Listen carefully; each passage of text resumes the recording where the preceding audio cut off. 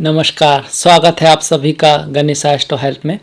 मैं हूं डॉक्टर दिलीप और बहुत बहुत स्वागत करता हूं आपका इस मासिक फल में, इस राशि फल में। आज हम बात करेंगे वृश्चिक के लिए अगस्त का महीना कैसा रहेगा। वृश्चिक लग्न हो या वृश्चिक राशि हो, दोनों के लिए ही ये वीडियो है।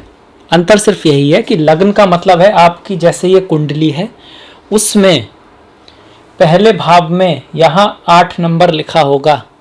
ये साइन जो है, ये जो सिंबल है, ये वृश्चिक राशि को दिखाता है। तो यहाँ पर पहले भाव में आपकी वृश्चिक राशि होगी, तो आपका वृश्चिक लग्न है। स्कॉर्पियो जो जोडियाक है वो है आपके पहले भाव में। अगर जहाँ पर आपका चंद्रमा है वहाँ पर इस तरह का मतलब 8 नंबर लिखा हुआ है, तब आपका वृश्चिक राशि है। दोनों के लिए ही ये वीडियो है। अंतर क्या है लग्न में और राशि में? लग्न का मतलब है बुद्धि, विवेक, इंटेलिजेंट।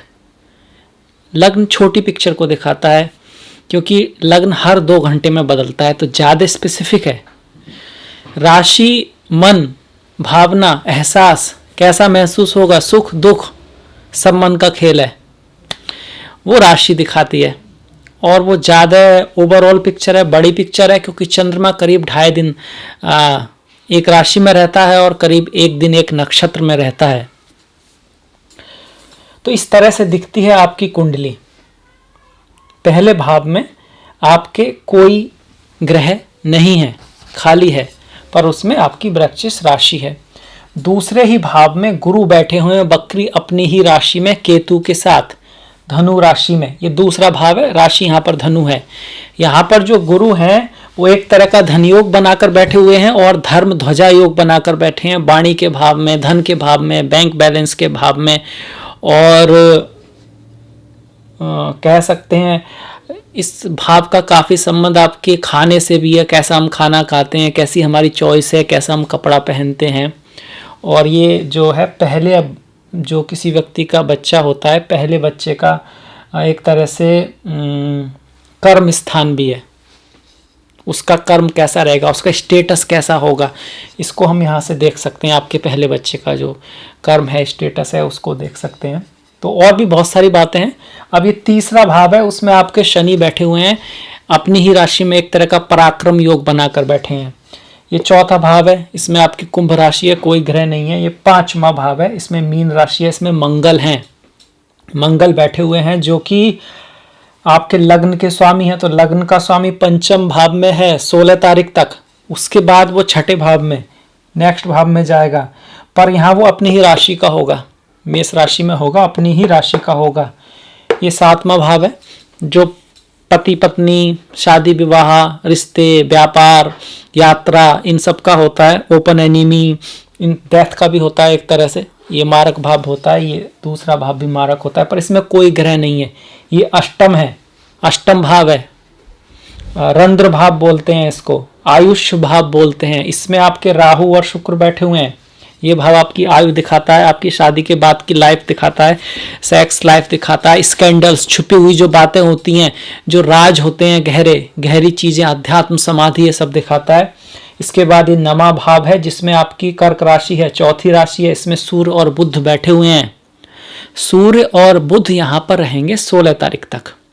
इसके बाद ये नेक्स्ट राशि मतलब सिंह राशि में चले जाएंगे। तो सूर्य अपनी ही राशि में जाएंगे और बुध जो है अपने मित्र की राशि में जाएंगे, 10म भाव में जाएंगे। यहाँ पर ये एक तरह का धर्म कर्माधिपति योग बना हुआ है, एक तरह का धन योग बना हुआ है, एक तरह का राज योग बना हुआ है, अच्छा योग बना हुआ है। और ये 11वां भाव है जिसमें कन्या राशि है पर कोई ग्रह नहीं है। और ये नेक्स्ट भाव है, इसमें भी तुला राशि है पर कोई ग्रह नहीं है। तो अब हम देखते हैं एक एक ग्रह को, उसके एस्पेक्ट्स को, उसका क्या रिजल्ट आएगा आपके कैरियर के लिए, लाइफ के लिए, हेल्थ के लिए, रिलेशनशिप्स के लिए, पढ़ाई के लिए, और किस तरह वो आपको प्रभावित करेगा, क्या हम सावधानियां बरत सकते हैं, वो सब। इसके साथ साथ जन्म पत्री में अगर वो उस जगह है तो उसका क्या रिजल्ट रहेगा, आप लिख सकते हैं अपने पास कॉपी पेंसिल से। और अपनी कुंडली में भी देख सकते हैं कि आपका वहाँ पर कोई ग्रह है तो उसका क्या रिजल्ट है। जन्म पत्री में अगर वो वहाँ हुआ तो हम उसके बारे में भी बातें करेंगे। तो चलिए शुरुआत करते हैं। सबसे पहले हम पहले घर को देखें तो वहाँ तो कुछ है नहीं। इसके बाद दूसरे घर में आते हैं तो वहाँ गुरु और केतु बैठे हुए हैं। धन के भाव में धन का स्वामी धर्म ध्वजा योग बनाकर बैठा हुआ है, एक तरह का धन योग बनाकर बैठा हुआ है। तो पैसा आएगा वाणी से।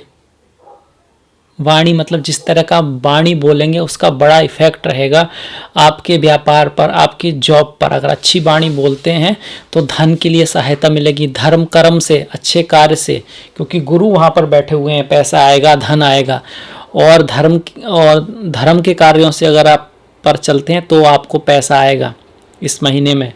इसके साथ साथ पैसा आने के एक से ज़्यादा वो भी बन सकते हैं, सोर्स बन सकते हैं। आपका जो है प्रमोशन हो सकता है, ट्रांसफ़र हो सकता है, पदोन्नति हो सकती है।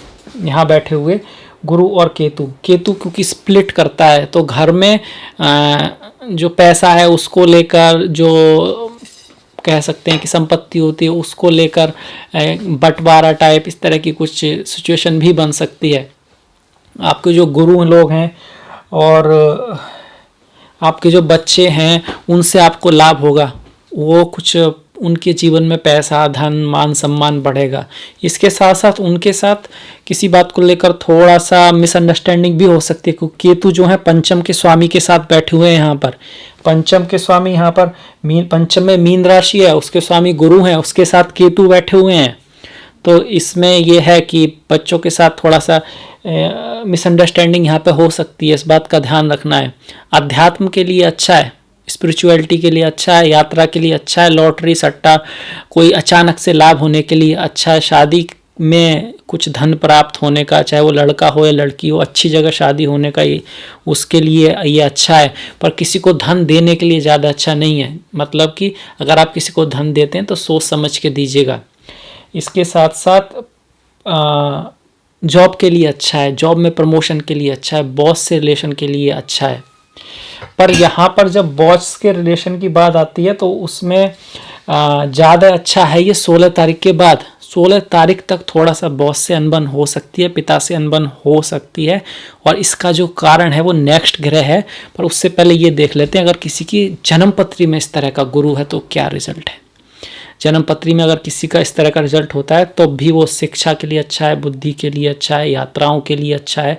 ऐसा व्यक्ति वकील हो सकता है, टीचर हो सकता है, और किसी इंटेलेक्चुअल मतलब पढ़ाने वाला, दिमाग का काम कर सकता है, बैंक में हो सकता है। ओवरऑल अच्छा है, अच्छी एजुकेशन होती है, उसकी जो स्पीच होती है उसमें खासा इफेक्ट होता है। जन्म पत्री में हो तब तो ज़्यादा ही इफेक्ट होता है, पर ट्रांजिट में भी आ रहा है तो लोग आपकी बात सुनेंगे, लोग आपका आदर करेंगे, आपकी बात को थोड़ा बल मिलेगा। खास करके अगर आपकी गुरु की दशा, महादशा, अंतरदशा चल रही हो तब उसी ग्रह का ज़्यादा इफेक्ट होता है जिसकी दशा अंतरदशा चल रही हो। और गोचर में तो हम सारे ही देखेंगे, तो उनमें से जिसकी दशा अंतरदशा ये सब होगी उसका रिजल्ट आपको मिल पाएगा, बाकी का नहीं मिल पाएगा। बाकी का उसको मिलेगा जिसकी चल रही है। जैसे किसी की सूर्य की चल रही है तो उसे सूर्य का ज़्यादा रिजल्ट मिलेगा, किसी की शनि की चल रही है तो उसको शनि का ज़्यादा मिलेगा, किसी की चंद्र की चल रही है तो उसमें काफ़ी रिजल्ट बदलते रहते हैं। तो जो पोजिशन है चंद्र की कुंडली में उसके अकॉर्डिंग रिजल्ट मिलेगा। अगर केतु की बात करें, अगर किसी का दूसरे भाव में अकेला केतु है तभी बहुत अच्छा नहीं है, पैसे के लिए अच्छा नहीं है, और लाइफ में काफ़ी स्ट्रगल करना पड़ता है, काफ़ी मेहनत करनी पड़ती है। वो कुछ करना चाहता है, बिजनेस करना चाहता है, पर लोग उसका साथ नहीं देते हैं। वाणी में एक अजीब बात होती है कि वो सही भी बोलता है तो लोग बुरा मान जाते हैं, या फिर मिसअंडरस्टैंडिंग हो जाती है अगर अकेला केतु है तो।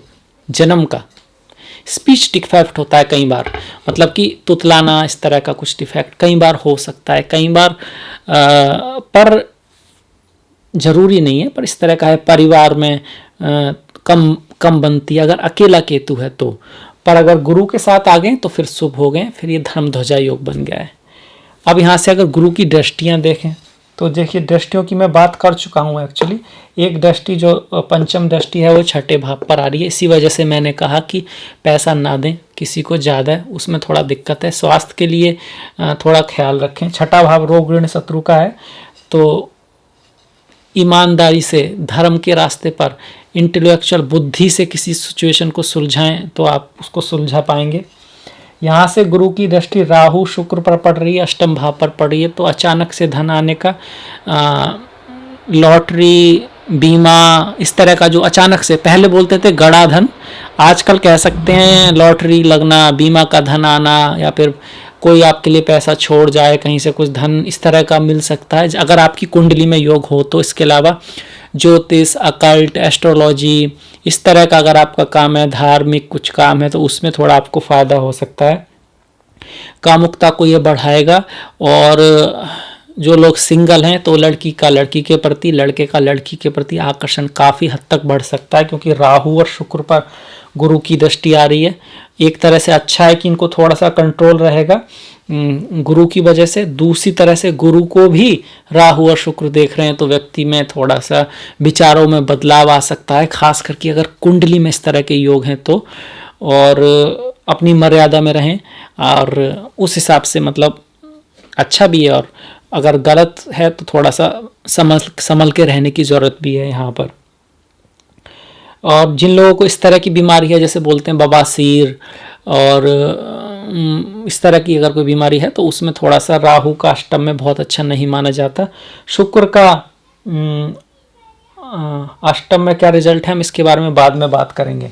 अच्छा, गुरु की जो नौवीं दृष्टि है वो दसम भाव पर पड़ रही है, जो बहुत अच्छा है। हेल्थ के लिए उसका कुछ खास रोल नहीं है, पर जॉब में उन्नति हो सकती है, खास करके 16 तारीख के बाद बिजनेस भी आपका बढ़ सकता है और रिस्पॉन्सिबिलिटी आप पर आ सकती है, कोई नई ट्रांसफ़र हो सकता है। और इसके साथ साथ जो गुरु हैं उनकी हमने सारी दृष्टियों की बात की। उसके बाद अगर हम शनि की बात करें, शनि क्या कर सकते हैं यहाँ पे, तो शनि जो है पहले तो तीसरे भाव में, तीसरे का ही स्वामी है, बहुत अच्छा है। शनि का गोचर तीसरे भाव में अच्छा कहा गया है, पर बकरी हैं तो थोड़ा सा नई चीज़ें एकदम से ना करें, पर पुरानी चीज़ों में ऑर्डर लाया जा सकता है, पुरानी चीज़ों को सुधारा जा सकता है, और जो पुराना ही जो कुछ बिजनेस है उसमें सुधार लाया जा सकता है। यहाँ से शनि की दृष्टि पंचम भाव पर पड़ रही है, मंगल पर पड़ रही है, जो कि बहुत अच्छी बात है। पंचम भाव पर शनि की दृष्टि पड़ रही है, मंगल पर पड़ रही है।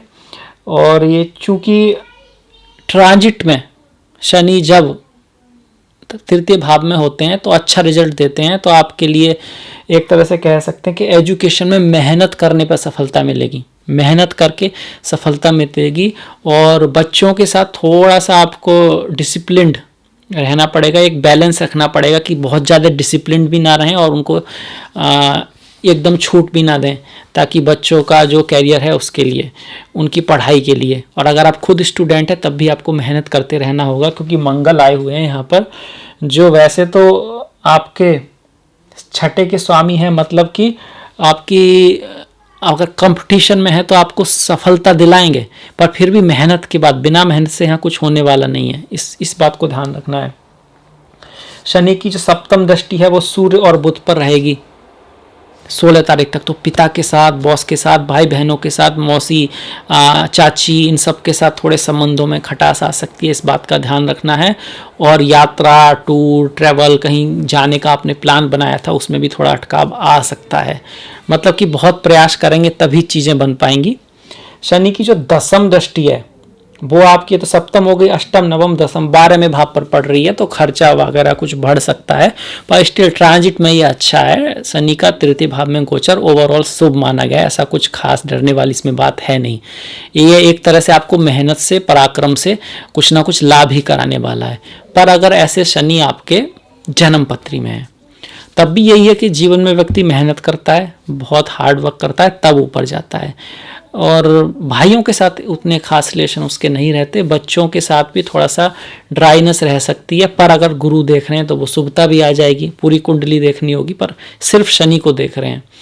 और पिता के साथ थोड़ा सा उतना पिता के साथ, बॉस के साथ उतनी नहीं बनती, हालांकि वो सक्सेस प्राप्त करता है, ऊपर जाता है, पर ये ऑफिस पॉलिटिक्स थोड़ी सी ज़्यादा रहती है उनके साथ, और आसपास वाले लोग उतना उनका फेवर नहीं करते। पर बंदा अपनी मेहनत से, अपने कर्म से, अपने हार्ड वर्क से एक उच्च पद को पाता है, इसमें भी कोई शक नहीं है। बाहर विदेश यात्राओं के भी ऐसे व्यक्ति के चांस बनते हैं।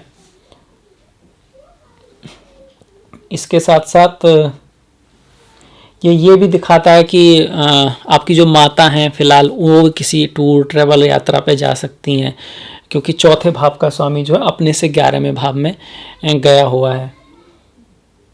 अगर हम देखते हैं मंगल को, मंगल का पंचम में बैठना, लग्न का पंचम में जाना अच्छा है, इंटेलिजेंट के लिए अच्छा है, विद्या के लिए अच्छा है, टेक्निकल नॉलेज के लिए अच्छा है। अगर आप इंजीनियरिंग वगैरह की तैयारी करें, मैथमेटिक्स की कुछ तैयारी करें, इस तरह का आपका कुछ फील्ड की तैयारी करें और आप स्टूडेंट हैं तो अच्छा है। अगर आप ऐसे कामों में हैं, आप सर्जन हैं, आप इंजीनियर हैं, आप मिलिट्री में हैं, पुलिस में हैं, स्पोर्ट्स में हैं, तब भी आपके लिए अच्छा है। आपको अचानक से लाभ हो सकता है। पूर्व पुण्य भाव है ना ये, तो पूर्व पुण्य से भाव हो सकता है। पूर्व पुण्य की वजह से मतलब पुराने जन्म में किए हुए कुछ अच्छे कर्मों की वजह से अचानक से कोई लाभ यहाँ पर हो सकता है, तो उस हिसाब से तो अच्छा है मंगल का पंचम में होना। पर अगर यही मंगल आपके जन्म पत्री में हो तब भी ये अच्छा माना गया है। लगभग ऐसे ही रिजल्ट हैं, पर उसमें वो ज़्यादा इफेक्टिव है सारे जीवन के लिए। ऐसा व्यक्ति दूसरों को राह दिखाता है, मेहनत करता है, ऊपर जाता है, अच्छा इंजीनियर, अच्छा टेक्निकल मैन हो सकता है और विवेकपूर्ण होता है। मंत्र उच्चारण धर्म इन सब में उसकी महारत होता है, क्योंकि मंत्रों का भी है, मंत्र सिद्ध करने में वो उसको मतलब काफ़ी हद तक वो स्ट्रांग होता है। कंपटीशन में सफलता मिलती है। और एक तरह से ये छत्र योग बना हुआ है। छत्र का मतलब होता है छत्रपति, नाम सुना होगा आपने, शिवाजी, छत्रपति शिवाजी, मतलब एक तरह का राज्य, तो राजा के तुल्य हो सकता है अगर मंगल यहाँ पर है तो, क्योंकि लग्न जो है यहाँ पे आया हुआ है और इस पर कोई शुभ दृष्टि पड़ना जरूरी है, जैसे गुरु की दृष्टि पड़ जाए तब ऐसा हो पाएगा, क्योंकि लग्न सबसे शुभ है। एक शुभ ग्रह आ गया, एक शुभ दृष्टि और पड़ गई तो काफी हद तक पंचम भाव शुभ हो गया।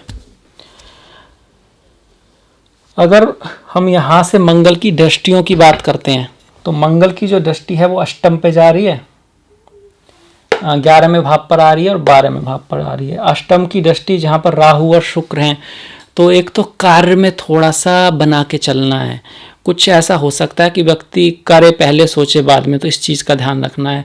राहु पर और शुक्र पर मंगल की दृष्टि एग्रेशन को बढ़ा सकती है, अधैर्यता को बढ़ा सकती है, कामुकता को बढ़ा सकती है और कोई भी लड़ाई झगड़ा इस तरह का ना हो, इस तरह का ध्यान रखना है, क्योंकि राहु पर मंगल की दृष्टि कोई बहुत अच्छी तो नहीं है। एक यहाँ पर अच्छाई जरूर है कि आकर्षण बढ़ेगा, पति पत्नी के बीच, लड़का लड़की के बीच इंटरेक्शन बढ़ेगा लोगों के बीच, और लाइफ आफ्टर मैरिज जो होती है उसमें भी मतलब लोग ज़्यादा करीब आएंगे, इस तरह का उनमें पैशन आकर्षण रहेगा, इस तरह का है। जो 11वें भाव पर है दृष्टि वो अचानक से लाभ पड़ा कराएगी। 12वें भाव पर जो दृष्टि है उसमें यात्रा वगैरह ये सब हो सकती हैं। अगर हम देखते हैं अगला वाला मंगल, ये वाला मंगल जो कि 16 तारीख के बाद है, तो ये आपको कंपटीशन में विजय दिलाएगा। रोग ऋण शत्रु में मतलब आप किसी का आपका मुकदमा चल रहा है, किसी से कोई आपकी लड़ाईबाजी है, कुछ इस तरह का हो जाता है बाय चांस, उसके लिए अच्छा, तो उसमें आप विजय प्राप्त होगी। अगर आपका कार्य ऐसा है आर्मी पुलिस ऑफिसर वकील, तो उसके लिए बहुत अच्छा है। यहाँ से जो मंगल की दृष्टि है वो 12वें भाव पर पड़ रही है, मतलब खर्चे को बढ़ा सकती है, कुछ एक्स्ट्रा खर्चा आ सकता है। और मेंटल पीस के लिए कुछ खास नहीं, किसी वजह से टेंशन रह सकती है। मंगल की जो चौथी दृष्टि है 9वें भाव पर पड़ रही है, तो पिता के साथ थोड़ा सा कह सकते हैं कि पिता के साथ थोड़ा सा कन्फ्लिक्ट हो सकता है, माता के साथ थोड़ा सा कन्फ्लिक्ट हो सकता है, पर एक कुछ खास डरने वाली बात नहीं है, क्योंकि जन्म कुंडली में ऐसे योग होने चाहिए। फिर एक ही प्लैनेट के देखने से कुछ खास नहीं होता, अगर 2-3 प्लैनेट देखें तब तो हाँ, तब थोड़ा सा सोचने वाली बात बनती है। जैसे कि फिलहाल में जो 12वां घर है उसे 3 प्लैनेट देख रहे हैं, राहु शनि और मंगल, तो खर्चा आ सकता है कोई, हालांकि आपको लाभ भी होने वाला है कोई बड़ा, क्योंकि सूर्य बुध पर हमने अभी बात नहीं की है, बहुत अच्छा धर्मा कर्म अधिपति योग बना हुआ है, पैसे का योग बना हुआ है, तो कहीं से आएगा पैसा अगर सूर्य बुध की दशा चल रही है। पर अगर मंगल राहु या शनि इनकी दशा महादशा है तो कोई अचानक से बड़ा खर्चा भी आ सकता है, इस बात का ध्यान रखना है। इसके बाद अगर हम देखते हैं राहु और शुक्र, तो शुक्र जो है सप्तम के स्वामी है। सप्तम के स्वामी का अष्टम में जाना फैमिली रिलेशनशिप के लिए बहुत अच्छा नहीं है, फैमिली रिलेशन के लिए बहुत अच्छा नहीं है। अच्छा, इस तरह का मंगल अगर जन्म पत्री में है तब भी वो रोग ऋण शत्रु से विजय दिलाता है। अच्छा स्पोर्ट्समैन, अच्छा पुलिसमैन, इस तरह का कोई वीर सैनिक बनता है, मतलब वीर व्यक्ति बनता है मिलिट्री में, उसमें खिलाड़ी बन सकता है। उसको अक्सर चोटें भी आती हैं, रिकवरी भी उसकी फास्ट होती है। सर्जरी का कभी कभी चांस रहता है ऐसे व्यक्ति का, क्योंकि वो थोड़े कह सकते हैं फास्ट एग्रेशन में रहते हैं, स्पोर्ट्स टाइप के, तो वहाँ पे तो वैसे भी चोट लगने का चांस रहता है। जो आदमी ज़्यादा रिस्क लेता है, रिस्क टेकर होते हैं पर हेल्थी होते हैं। राहु और शुक्र की बात की जाए तो एक तो राहु शुक्र खास करके शुरू के महीने में आपकी किसी विदेशी लड़की विदेशी लड़के से मुलाकात हो सकती है, इस तरह के यहाँ पे चांसेस हैं। विदेशी का मतलब ये जरूरी नहीं कि बिल्कुल वो भाई इंग्लिस्तानी हो, इसका मतलब है दूसरे देश का, दूसरे कल्चर का, दूसरे जात पात का, और विदेशी भी हो सकता है, सारी बातें हो सकती हैं। इसके अलावा राहु और शुक्र कभी कभी व्यक्ति को कह सकते हैं कि कामुकता में, आकर्षण में गलती भी करा देते हैं। वो गलती जरूरी नहीं है कि रिलेशनशिप ही हो, वो गलती शराब पीने की, ड्रग्स पीने की, कुछ तम्बाकू खा लेने की, सिगरेट पी लेने की, कुछ ऐसी आदतों की तरफ भी ले जा सकते हैं, खास करके अष्टम भाव में, खास करके अष्टम भाव में। यहाँ से चूंकि ये राहु शुक्र वाणी के भाव को देख रहे हैं, वहाँ गुरु केतु हैं, पर फिर भी वाणी को मीठा रखना है, ये चीज़ है। एक चीज़ के लिए अच्छे हैं, अचानक से कोई लाभ हो सकता है, शादी वगैरह में आपको धन वगैरह मिल सकता है। चाहे आप लड़की हैं तो हो सकता है आपकी शादी अच्छे खानदान में हो जाए, अपने से ऊंचे खानदान में हो जाए। अगर लड़के हैं तब भी इस तरह की संभावना है, पर खानदान कुछ अलग होगा, आपकी मिसमैच तो नहीं कहूँगा, पर आपके काफ़ी भाषा ना मिले, कुछ ना कुछ इस तरह का हो सकता है, क्योंकि राहु फैक्टर आ रहा है ना यहाँ पे, इस वजह से। अगर जन्म पत्री में किसी के ऐसे राहु और शुक्र हों तो शुक्र यहाँ पर बहुत अच्छा नहीं कहा गया है। ऐसा व्यक्ति बहुत ही चालू होता है। चालू समझे आप, मतलब आप पहचान नहीं पाएंगे उसके। ऐसे लड़का भी हो सकता है, लड़की भी हो सकती है, कोई भी हो सकता है कि ऐसे लोग आपने सुना होगा कि भाई उस व्यक्ति के 3 अफेयर चल रहे हैं, चौथे से भी कुछ है और 3 को पता ही नहीं है, 4 को कोई व्यक्ति पागल बना रहा है, चाहे वो लड़की हो चाहे वो लड़का। इस तरह का टैलेंट होता है उसमें, एक तरह का टैलेंट ही है, हर आदमी तो नहीं कर सकता, कि वो छिपा जाता है बातों को और काफ़ी शातिर होता है। तो इस चीज़ का वो फ़ायदा भी उठा सकता है, बुरा नहीं है। हो सकता है डिटेक्टिव बन जाए, अच्छा डिटेक्टिव बन सकता है और अपनी इस एनर्जी का अच्छा यूज भी कर सकता है। अगर उस पर दूसरे अच्छे ग्रहों की दृष्टि पड़ रही है तो कोई भी कॉम्बिनेशन के ऊपर आप कह नहीं सकते कि हाँ ऐसा ही होगा। हो सकता है कि भाई वो इस चीज़ का अच्छाई के लिए उपयोग करे, बिल्कुल हो सकता है। लग्न पे अगर अच्छा प्रभाव हो, गुरु की दृष्टि आ रही हो तो ऐसा हो सकता है। अगर लग्न पर मेलेफिक है और फिर ऐसा है तो फिर इस तरह का केस हो सकता है, और भी ज़्यादा मेलेफिक है तो इसकी वजह से फिर वो फंस भी सकता है, ये भी याद रखिएगा। राहु की यहाँ पे जो अगर सिर्फ राहु शुक्र है तो एक सा सही रिजल्ट रहेगा। अगर सिर्फ राहु है तो व्यक्ति बातों नहीं होता है, बातें कुछ ज़्यादा करता है। अकल्ट, मैजिक, तंत्र मंत्र, भोग विलास, इन सब में उसकी ज़्यादा रुचि देखी जाती है अगर जन्मपत्री में है तो। इसके बाद देखते हैं सूर्य और बुध। सूर्य और बुध यहाँ पर धर्म कर्म अधिपति योगा बनाकर बैठे हैं। सूर्य और बुध जो है एक तरह का भाग्य योगा, लक्ष्मी योगा बनाकर बैठे, तो पैसा आएगा, धन आएगा। और ख़ास करके पहले 16 दिन की बात कर रहा हूँ मैं, उसमें यात्रा के चांस हैं, पिता से भी लाभ हो सकता है, पर बना के उनसे रखनी है क्योंकि सूर्य और शनि का समसप्तक योग भी बना हुआ है। आपके जो बड़े भाई हैं उनसे लाभ हो सकता है, आपके दोस्तों से लाभ हो सकता है, आपकी मौसी वगैरह, चाची, उनसे लाभ हो सकता है। इस तरह की यहाँ की संभावना है।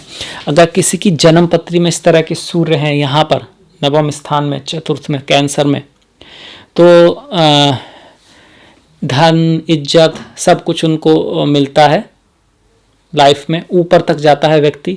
पर कब जाता है? अगर धर्म के रास्ते पे चले तो। ये देखिए दशम का स्वामी जो है धर्म के भाव में आ रहा है, मतलब सक्सेस मिलेगी, पद मिलेगा, प्रतिष्ठा मिलेगी अगर धर्म के रास्ते पर जाएंगे। पर अगर भटके तो जो सारा कमाया है वो अक्सर ऐसे लोगों का चला जाता है। ये उनका एक तरह का उनका एक लाइफ लेसन होता है, कह सकते हैं कि कह दें अगर डूबते हैं सूरज और चांद सितारे, सोचा तुमने तुम ना डूबोगे तो ये सिर्फ भ्रम है तुम्हारे। मतलब आप सूर्य को देखो, वो भी एक दिन उगता है, ऊपर जाता है तो वो भी डूबता है। चंद्रमा को देखिए, वो भी निकलता है तो वो भी डूबता है। तारे भी डूबते हैं। जो आया है वो जाएगा, जो उठा है वो गिरेगा, जो पैदा हुआ है वो, ये संसार का नियम है और आपको इसको समझ के एक्सेप्ट करना चाहिए और इसी में खुश रहना भी सीखना चाहिए। क्योंकि ऐसा हो नहीं सकता कि व्यक्ति पैदा हो और जवान हो तो फिर बुढ़ा ना हो, मरे ना, ऊपर जाए तो नीचे ना जाए। जो इनमें समान रहता है वही योगी कहलाता है। ये भगवान कृष्ण ने भी कहा है, मैं कोई नई बात नहीं कह रहा हूँ। तो इस तरह का उनका लाइफ लेसन होता है। जब तक धर्म के पाथ पर रहते हैं तब तक वो सही रहते हैं, पर वो अगर ऐसा पाथ अपनाते हैं तो उनके लिए ये अच्छा नहीं है। तो आप खुद चेक कर सकते हैं। इसके बाद ऐसा बुध है तो अच्छा है। अगर ऐसा बुध है नॉर्मली अच्छा स्टेटस देता है, यहाँ पर लाइफ में सक्सेस देता है, अच्छा है, अच्छा है। यहाँ पर आए तो सूर्य यहाँ पे बहुत अच्छे हैं, आपके ट्रांजिट में सूर्य बहुत अच्छे हैं, आपकी पदोन्नति हो सकती है, आपको अच्छा पोस्ट मिल सकती है, आपके व्यापार में उन्नति हो सकती है, और आपकी नौकरी नहीं मिली है तो वो भी मिल सकती है। 16 तारीख के बाद इस तरह के चांसेस बन रहे हैं। अगर यहाँ पर अष्टक वर्गा में भी आपके अच्छे पॉइंट हुए तो फिर सोने पे सुहागा। बुध की बात करें तो बुध भी 11वें भाव का स्वामी 10वीं में आ रहा है। नौकरी में लाभ, पदोन्नति, इस तरह के सारे मतलब 16 तारीख के बाद बहुत ही अच्छा है सिचुएशन, यहाँ पर भी अच्छी है। तो एक तरह से कह सकते हैं अगर आपकी सूर्य और बुध की दशा अंतरदशा है तब तो आपके लिए ज़्यादा अच्छा महीना रहेगा।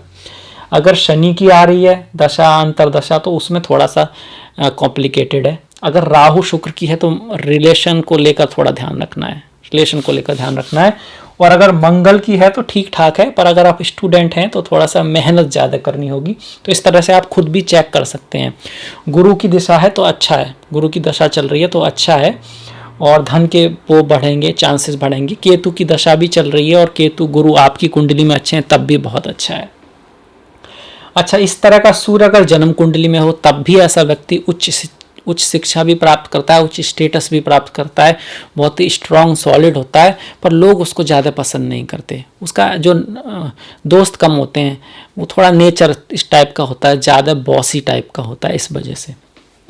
बुध ऐसा है तो वो ठीक है, अच्छा है, पर उसकी लाइफ में चेंज आते रहते हैं, क्योंकि अष्टम का स्वामी 10वीं में आ रहा है तो उसका कैरियर बदलता रहता है। हालांकि वो मैनेजमेंट में, सेल्स में, इन सब चीज़ों में अच्छा कर सकता है, पर फिर भी यह है कि हाँ थोड़ा धन में भी उतार चढ़ाव आता है, पिता के धन में भी उतार चढ़ाव आता है, क्योंकि जो भाव है ये पिता के धन का भी है, पिता के धन का भी है, और अष्टम का स्वामी जा रहा है। एक तरह से पिता के लिए मारक भाव भी है, क्योंकि पिता से दूसरा भाव है, तो पिता की आयु थोड़ी कम हो सकती है। अगर दूसरे प्रभाव, सूर्य पर मेलेफिक हैं, सूर्य से अष्टम में कुछ मेलेफिक्स हैं, और उसमें भी आपका अगर दिन में जन्म हुआ है तो पिता की एज के लिए अच्छा नहीं हो सकता। तो बहुत सारे कॉम्बिनेशन हम देखते हैं। तो ये था आपका वृश्चिक राशि के लिए अगस्त का मासिक फल, राशिक फल। एक तरह से देखा जाए तो अच्छा ही है, बहुत बढ़िया है। खास करके अगर सूर्य बुध की महादशा चल रही है, अगर राहु शुक्र की चल रही है तब भी ठीक है, ऐसा कुछ नहीं है, पर थोड़ा रिलेशन पे थोड़ा फोकस रखना है तब। अगर गुरु की है तो बहुत अच्छा है, वाणी पे ख्याल रखना है। शनि की है तो खास करके बॉस से मेन चीज़ है, बॉस के ऊपर। और अगर पूरी कुंडली को देखा जाए क्या चीज़ पे ध्यान रखना है, तो खर्चा ज़्यादा नहीं करना है, यात्रा करते वक्त ध्यान रखना है, क्योंकि कोई बड़ा खर्चा आ सकता है, यहाँ पर बड़ा खर्चा आ सकता है। और अगर किसी नए रिश्ते की शुरुआत होती है तो बहुत ही पोलाइटली, ध्यान से, सम्मान से, प्रेम से, अगर आपको लगता है आपको व्यक्ति पसंद है, क्योंकि 12वां घर किसी रिश्ते की शुरुआत का भी होता है, तो इस बात का ध्यान रखना है। अब थोड़ी सी बात कर लेते हैं त्योहारों की, बहुत जरूरी है। जिन लोगों का चंद्रमा कमजोर है, चंद्रमा उतना स्ट्रांग नहीं है, उनके लिए पूर्णिमा का व्रत है 3 अगस्त को। इसके साथ साथ भगवान महादेव की पूजा, जिनका चंद्र है उनके लिए अच्छी होती है, आप कर सकते हैं। ज्ञान रूपी शिव, आनंद रूपी शिव। तो प्रदोष व्रत है आपका 16 तारीख को और 30 अगस्त को। इसके अलावा 17 तारीख की मासिक शिवरात्रि है।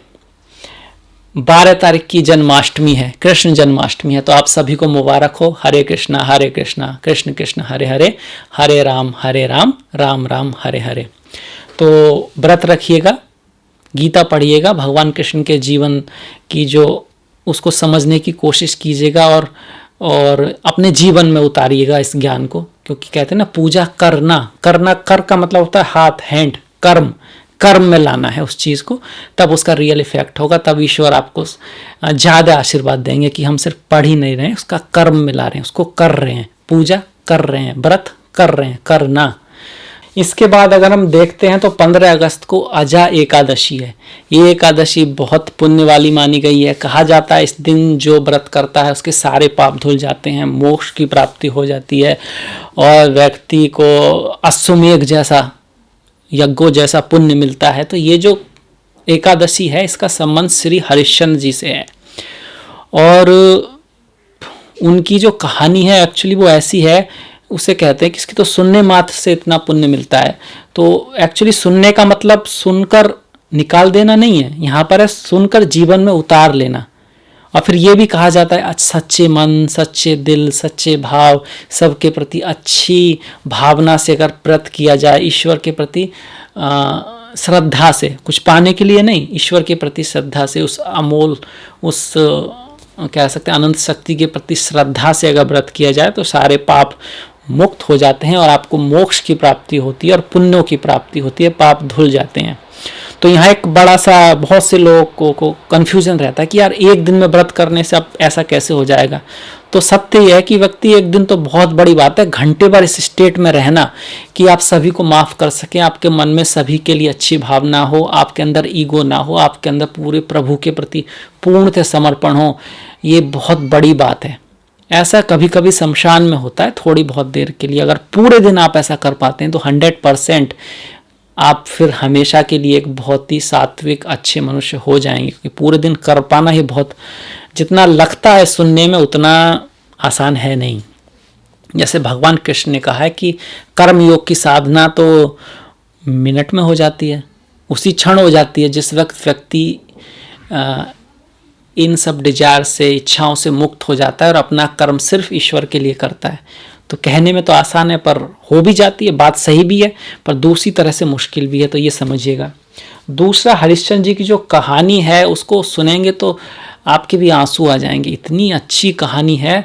धर्म परायण की एक तरह से सबसे अच्छी कहानियों में से, सबसे अच्छी इंस्पिरेशन स्टोरियों में से एक है। कहानी ऐसे है कि हरिश्चंद्र जी जो हैं सपने में अपना सारा राज्य दान कर देते हैं। तो उनकी वो थी कि अगर वो सपने में भी कोई दान देते थे तो उसको करते थे। अगले दिन विश्वामित्र जी को दान करते हैं सपने में, विश्वामित्र जी आते हैं दरबार में तो अपना सारा राज्य काज उनको दे देते हैं क्योंकि वो उसको दान कर चुके हैं। इसके बाद फिर से विश्वामित्र जी कुछ उनसे मांगते हैं, सोने की कुछ मोहरें मांगते हैं। तो अब उनके पास तो कुछ था नहीं, पर उसके बाद भी वो खुश खुश अच्छे मतलब अपने आप को बेचकर, अपनी पत्नी अपने बच्चे को बेचकर भी वो जितनी मोहरें इकट्ठी करते हैं सब, मतलब एक तरह से सब कुछ उनको दे देते हैं। अब चूंकि खुद को बेच दिया है तो नौकर बन गए हैं किसी के, वो मरघट में काम करते हैं, उस मरघट का जो स्वामी था उसके नौकर बन जाते हैं। तो मरघट में काम करते हैं तो उनका कार्य होता है जो व्यक्ति जलाने के लिए लाते हैं ना लाशें, तो उनसे कर वसूल करना। तो देखिए कहाँ इतने बड़े राजा महाराज और कहाँ ये स्थिति आ गई उनकी। तो रात को अपनी ड्यूटी पे, कर्म के वो पक्के थे, उनका उस दिन व्रत भी था एकादशी का, तो व्रत रखे हुए थे। रात को ना रोने की आवाज़ आती है तो ये इनकी पत्नी खुद आती हैं, उनका बच्चा मर चुका होता है, उनका बेटा मर जाता है, उसको लेके आती हैं और उसको जलाना चाहती हैं। तो हरिश्चंद्र जी बोलते हैं कि भाई पहले कर दो, मेरा कर्तव्य है, मेरी जिम्मेदारी है। वो कहें मेरे पास तो, मैं तो खुद ही नौकर हूँ, वो भी नौकर हो जाती हैं, कुछ है नहीं।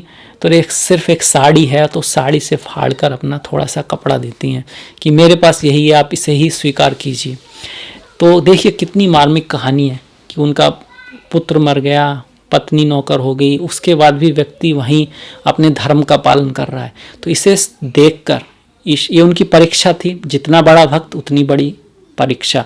जितना आदमी स्ट्रॉन्ग आत्मा होती है उतना उसको स्ट्रॉन्ग कह सकते हैं वो भी आते हैं, एग्ज़ाम्स भी होते हैं, उसकी परीक्षा भी होती है। अगर वो उसको पार कर जाता है तो फिर इनाम भी बहुत बड़ा होता है, स्वर्ग होता है, मोक्ष होता है, ईश्वर में मिल जाना होता है, कुछ भी कहिए सत्य होता है।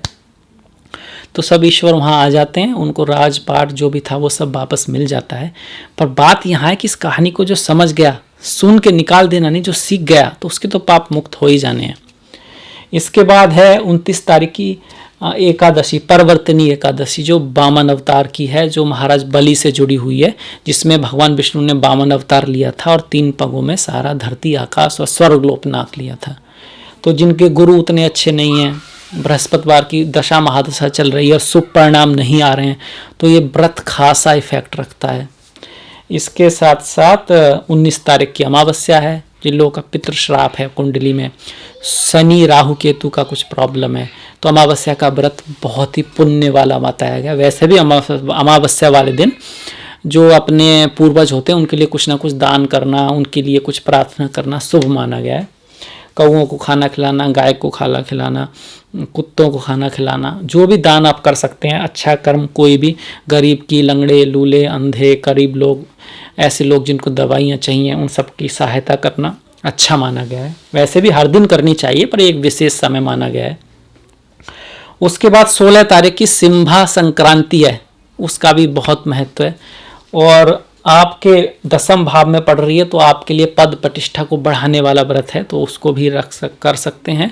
मंत्र जाप कर सकते हैं भगवान सूर्य का, ओम घणी सूर्य आदित्य, या फिर ओम घणी सूर्य आदित्याय नमः, या फिर ओम सूर्याय नमः, या फिर गायत्री मंत्र भी कर सकते हैं, जो आपको अच्छा लगे, जो आपका मन करे। तो ये थे इस महीने के त्यौहार, जो भी प्रेडिक्शन था, जो बातें थी, वो हमने सब की। मुझे आशा आपको अच्छा लगा होगा, पसंद आया होगा। तो प्लीज़ लाइक कीजिएगा, शेयर कीजिएगा, घंटी वाला जो बटन है उसको दबाना मत भूलिएगा, ताकि आपको नोटिफिकेशन मिल सके। मैंने डिस्क्रिप्शन में अपना लिंक दिया है, इंस्टाग्राम, फेसबुक, ट्विटर, तो आप फॉलो कीजिए, प्लीज़ लाइक कीजिए, और मिलेंगे नेक्स्ट वीडियो में। तब तक के लिए नमस्कार।